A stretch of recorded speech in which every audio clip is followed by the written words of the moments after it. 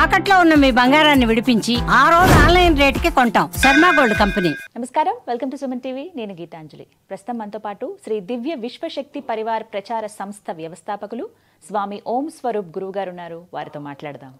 నమస్కారం గురువుగారు. శుభమస్తు తల్లి. చాలా సంతోషం మరొక మారు మిమ్మల్ని కలిసే అవకాశం రావడం అనేది దైవేచ్ఛ. గురుగారు, చాలా సందేహాలు కామెంట్స్ రూపంలో అడుగుతూ ఉంటారు కొంతమంది. అవి మీ ముందు ఉంచుతున్నాను. తప్పకుండా. అందులో భాగంగా అందరూ ప్రతిసారి ఫేస్ చేసేది, ఇంట్లో ఏదన్నా నెగిటివ్ ఎనర్జీ ఉంది అని అంటే గనక ఎలా కనిపెట్టాలి, ఏమన్నా లక్షణాలు బట్టి తెలుసుకోవచ్చా అని అడుగుతున్నారు. నెగిటివ్ ఎనర్జీ ఫస్ట్ స్టార్ట్ ఎట్లా అవుతుందో తెలుసుకోవాలి, మూలం. ఆ తర్వాత ఉందో లేదో, దానికి ఎంత ఉందో తర్వాత మెజర్ ఉంటుంది. కరెక్ట్. ఎందుకంటే ఇంట్లో పూజ చేస్తాం, పూజా మందిరం ఉంటుంది, కనీసం ఒక ఫోటో దగ్గర దీపం పెట్టడం కానీ ఏదో ఒక దేవుడి ఫోటో అయినా ఉంటుంది. మరి నెగిటివ్ ఎనర్జీ అసలు ఇంట్లోకి ఎందుకు వస్తుంది, ఎలా వస్తుంది, అసలు ఏంటి నెగిటివ్ ఎనర్జీ అంటే? నెగిటివ్ ఎనర్జీ ప్రపంచంలో, విశ్వంలో ఉంటుంది బేసిక్గా ఉంటుంది, కానీ అది హామ్ చేసేట్టుగా ఉండదు. దాని స్థానంలో అది ఉంటుంది. మనం థాట్ రూపంలో ఆలోచనలు చేస్తూ ఉంటాం, మంచి చెడు ఆలోచనలు. మంచి ఆలోచన చేస్తే ఎప్పుడు మనకి ఇబ్బందులే ఉండవు. అందుకనే మనం పూర్వం పెద్దవాళ్ళు వాళ్ళు ఎప్పుడు నామం చేసుకో, ఇంట్లో వాళ్ళ పేర్లు కూడా రామయ్య, కృష్ణయ్య, ఇలా దేవుడు వెంకటేశ్వర స్వామి పేరు, ఇలా దేవుడి పేర్లు పెట్టేవారు. ఎందుకు? ఆ నామం చేయడం వల్ల, స్మరణ చేయడం వల్ల మీకు బ్యాడ్ థాట్స్ నిరోధింపబడతాయి. మీకు ఎప్పుడు మంచి థాట్సేగా. దేవుడు పేర్లు అలా పెట్టేవారు. సరే, ఇప్పటి పేర్ల గురించి నేనేం చెప్పక్కర్లేదు, ఎందుకంటే అవి మనుషుల పేర్లా ఇంకొక రకం పేర్లా తెలియడం లేదు, వస్తువుల పేర్లా. ప్రేమతో పెట్టుకుంటున్నారు, సంతోషం, వాళ్ళ ఇష్టాన్ని మనం కాదనలేము, ఆ యొక్క అధికారం మనకు లేదు. అయితే అప్పుడు పేర్లు పెట్టుకోవడం వల్ల ఆ energy, bad energy, negative energy ఇలాంటివి కంట్రోల్ అయ్యేవి. తర్వాత ఆవహించడం ఎలా, అసలు ఇంట్లో ఉంది అని తెలుసుకోవడం ఎలా?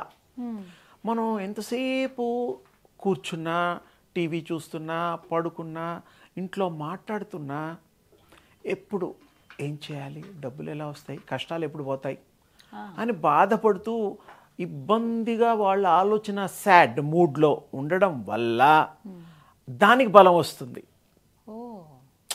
ఎనర్జీ మంచి ఎనర్జీ కాదు, అపోజిట్ ఎనర్జీ ఏదైతే ఉందో అది అలాంటి చోట్ల కోసం వెతుకుతూ ఉంటుంది. అలాంటి చెడు సంబంధమైనటువంటి థాట్స్లో, ఆలోచనలో ఆ కలి పురుషుడు ప్రవేశిస్తాడు. ఆ కృష్ణ నిర్యాణం తర్వాత కలి ఇప్పటి వరకు 5125వ సంవత్సరం నడుస్తోంది. కానీ కృష్ణుడు జీవించింది, వదిలిన సమయంది లెక్క పెట్టుకున్నాం. ఆయన పుట్టిన దగ్గర నుంచి కనుక లెక్క పెడితే ఆయన 126 సంవత్సరాల 8.5 రోజుల వరకు వారు సజీవులై ఉన్నారు. ఆ రెండు కలిపితే మీకు 5251 సంవత్సరం అవుతుంది. అంటే రెండు కలిపితే. అదర్వైజ్ మనం డైరెక్ట్గా తీసుకుంటే కలి ఇప్పుడు ఆల్రెడీ మొదటి పాదం, కలి మొత్తం కూడాను మరి 4,32,000 సంవత్సరాలు. దాంట్లో డివైడెడ్ బై 4 4 పాదాలు ఉంటాయి. మన మానవులకు కూడా ఈ యొక్క నక్షత్రానికి 4 పాదాలు ఉంటాయి. మీరు అస్ట్రాలజికల్గా మనం చూస్తే రాసులు 12. సరే, అది సబ్జెక్ట్ ఉన్నా ఇక్కడ ఏమైపోయింది, 4,32,000 సంవత్సరాలకు గాను 4 భాగాలు చేస్తే మరి ఈజీగా మనం ప్రథమ పాదంలో ఉన్నాం. ప్రథమ పాదంలో ఉన్నాం. ఈ ప్రథమ పాదంలో 5,125 మాత్రమే. ఇప్పుడు ఉగాదికి 26 అవుతుంది ఇది కంప్లీట్ అయ్యి.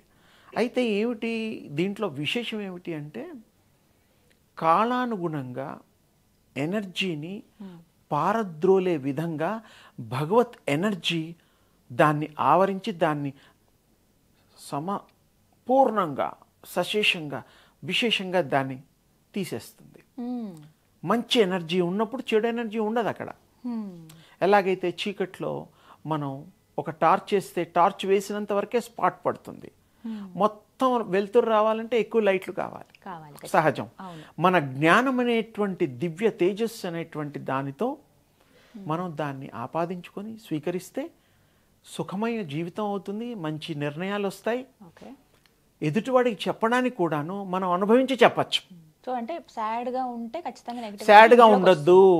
మరి కష్టపడేవాడు సాడ్గా ఉండకపోతే ఏం చేస్తాడు?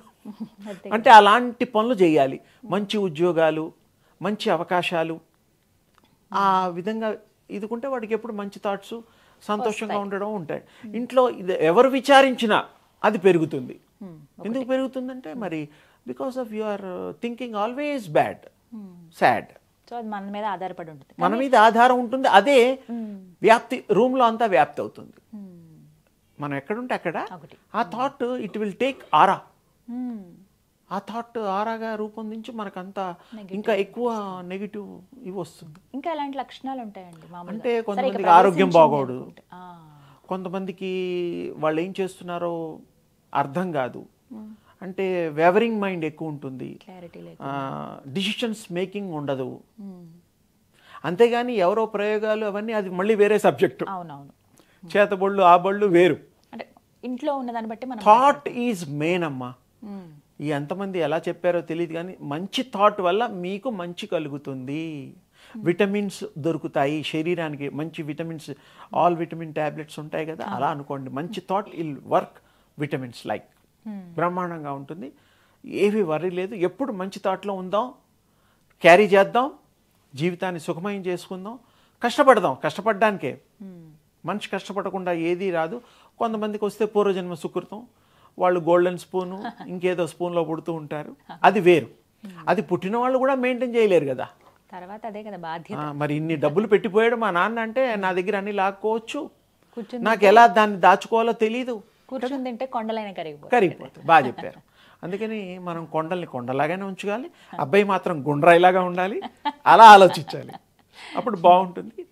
థాట్స్ మాత్రం వెరీ వెరీ ఇంపార్టెంట్. ఈ ఎనర్జీ అందులోంచి ఎక్కువ క్రియేట్ అవుతుంది, అంటే అది స్పేస్ తీసుకుంటుంది మీ థాట్ వల్ల.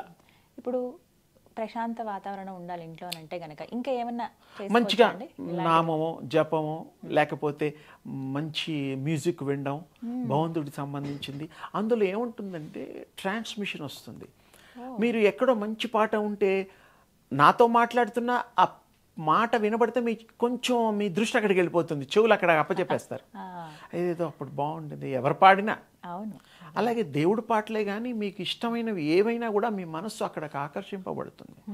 ఆ మంచికి ఆకర్షింపబడుతుంది అనేది మనం ఎంత సత్యమో ఇది కూడా అంతే. అందుకని మీరు మంచి ఆలోచనలు ముఖ్యం, మంచి భావాలు ముఖ్యం, రూపివ్వడం, తర్వాత మంచి థాట్ వల్ల పనులు జరుగుతాయి. ఎగ్జాక్ట్లీ, అది నిజం. చాలా చక్కగా చెప్పారండి ముహూర్తం గురించి. చాలా వరకు డౌట్స్ అన్ని కూడా క్లియర్ అయ్యాయి. థ్యాంక్ యూ గురుగారు. అమ్మ శుభం తల్లి.